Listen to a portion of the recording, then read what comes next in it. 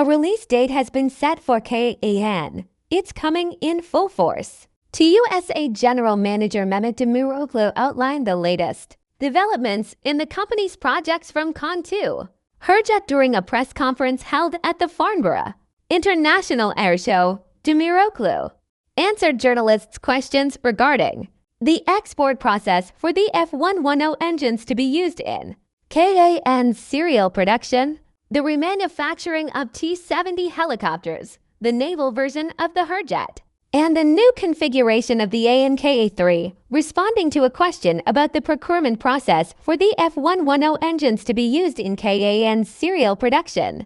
Demiroğlu announced that the 10 engines procured for the prototypes are ready in Ankara, noting that 80 F110 engines will be procured as part of the serial production. Demiroğlu said that the technical assistance agreement regarding the export was approved as of July 9th. Demiroğlu said, "We can say that we have an export license for the engines. We will work with General Electric to ensure the engines are delivered on time, since mass production is at least 2.5 years away. We will not face any issues with the timely delivery of the engines." More good news from the U.S. announcing that the T-70 general-purpose helicopter program, which had been stalled due to TUSAŞ sanctions and export license issues, has been relaunched. Demiroğlu reported that an agreement has been reached with Sikorsky on an additional package of 39 helicopters, noting that the export license required for the program had been obtained. Demiroğlu said that production is scheduled to resume in about a year and a half. In response to a reporter's question about how the program was restarted while the KAAN issue remained unresolved, Demiroğlu stated, "Since the end users are the Ministry of National Defense, the Air Force, the Army, and the Gendarmerie, we made some changes to the contract. A solution was found following discussions with Sikorsky, the U.S. administration, and Turkish authorities. The program is currently back on track."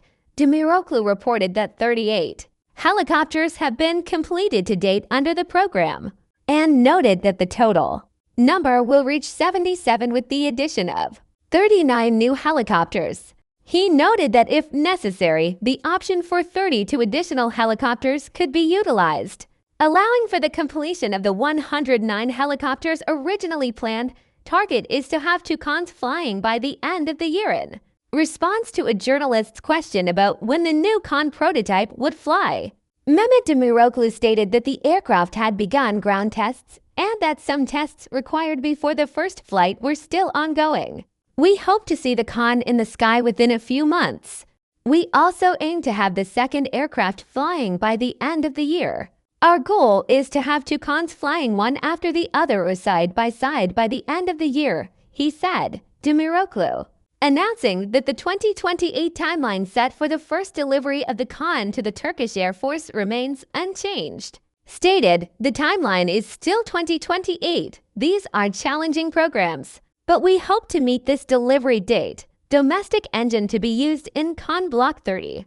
Noting that the preliminary design review (PDR) phase for the TF3500 engine developed for the KAAN is nearing completion, Demiroğlu said the next step will be the critical design review (CDR). Demiroğlu said, "It's not just TUSAŞ, the defense industry's presidency, Tremotor, and numerous suppliers are working on this engine.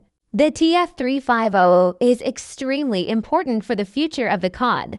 We will use the engine in Block 30 and subsequent configurations. F-35 and Eurofighter will not affect." KAAN assessing the possibility of Turkey rejoining the F-35 program.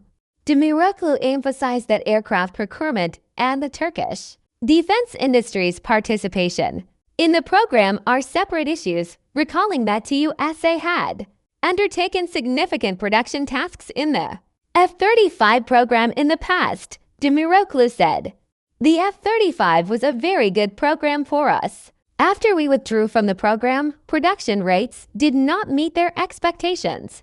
I don't have any concrete information to share at this time, but once the obstacles are removed, we see no reason not to return to the program." Demiroğlu was also asked whether the procurement of fighter jets such as the F-35 and Eurofighter Typhoon would affect KAAN's budget. Demiroğlu stated that while some budget adjustments might come up in the short term, there were no indications of this yet, adding, "KAAN is the future of the Turkish Air Force.